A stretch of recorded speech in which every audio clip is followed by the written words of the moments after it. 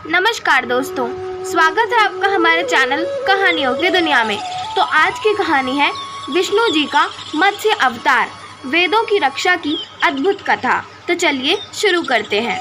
भगवान विष्णु इस सृष्टि के पालनहार हैं और ऐसे में पृथ्वी पर जब भी विनाश या पाप बढ़ता है तो भगवान विष्णु धरती पर अवतार लेते हैं। भगवान विष्णु के 10 अवतारों में सबसे पहले अवतार के विषय में हम आज आपको बताते हैं। सबसे पहले पृथ्वी पर सतयुग की शुरुआत हुई और ये युग सबसे शांति वाला कहलाता है। सतयुग में एक राजा हुआ करते थे जिनका नाम सत्यव्रत था। सत्यव्रत भगवान विष्णु के परम भक्त थे। भगवान विष्णु के दर्शन पाने के लिए सत्यव्रत ने हजारों वर्षों तक तपस्या की थी। सतयुग खत्म होने की सीमा पर था और एक भीषण बाढ़ यानी कि जल प्रलय आने वाली थी, जो कि सभी जीवों का विनाश करके नए युग की शुरुआत करने वाली थी।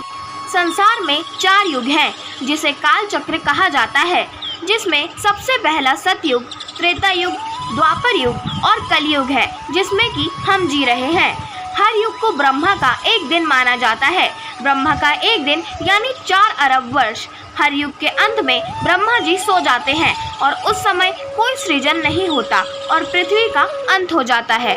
एक दिन ब्रह्मा जी सो जाते हैं, तब हैग्रीव नाम का एक राक्षस उनके नाक से प्रकट हुआ और उसने अपना ध्यान केंद्रित करते हुए वेदों का ज्ञान प्राप्त कर लिया और वेदों को ले जाकर समुद्र की गहराई में छुप गया। हैग्रीव को लगा उसे पानी के अंदर यानी समुद्र के भीतर कोई नहीं ढूंढ पाएगा, लेकिन भगवान विष्णु जो कि दुनिया के संरक्षक कहलाते हैं, उन्हें इस बात का पता चल गया। भगवान विष्णु यह सोचकर चिंतित हुए कि असुरों ने वेदों को चुरा लिया है तो वेद अगले युग में कैसे जाएंगे और अगले युग में वेदों का ज्ञान पहुंचाना भगवान विष्णु का कर्तव्य था।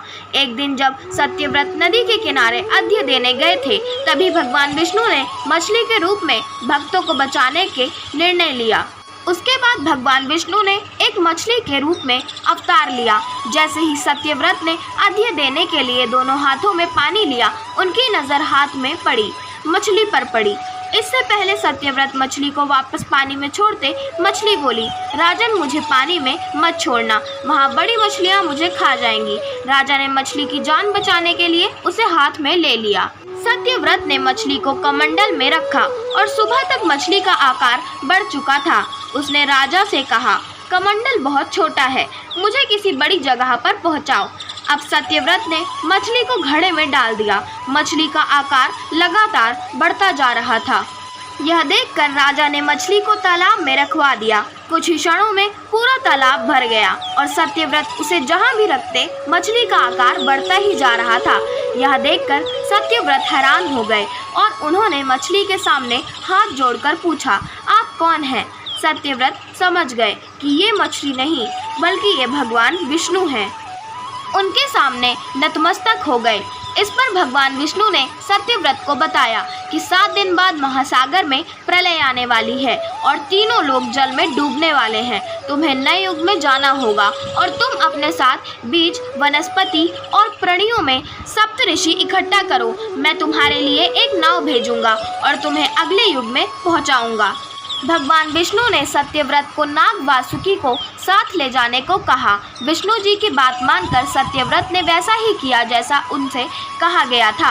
अब मछली अपना आधा काम करके दूसरी तरफ चली गई, जहां हैग्रीव राक्षस पानी में छुपा हुआ था। अपनी तरफ विशाल मछली को आते देखकर हैग्रीव घबरा गया।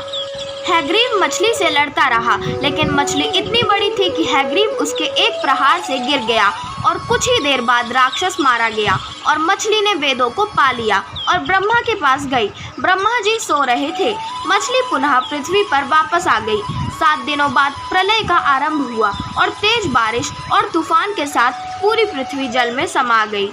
सत्यव्रत अभी भी भगवान विष्णु की प्रतीक्षा कर रहे थे। इतने में अचानक उन्हें एक नाव दिखाई दी और वे सप्तऋषियों एवं अन्य लोगों के साथ नाव में बैठ गए और उन्होंने वनस्पति एवं बीज भी रख दिए। प्रलय के उस सागर में नाव के अलावा और कुछ दिखाई नहीं दे रहा था। पानी में नाव डगमगाने लगी, लेकिन सत्यव्रत जानते थे भगवान विष्णु उनकी सहायता अवश्य करेंगे। तभी सामने उनके एक मछली प्रकट हुई और कहने लगी, वासुकी नाग को रस्सी की तरह उपयोग करो।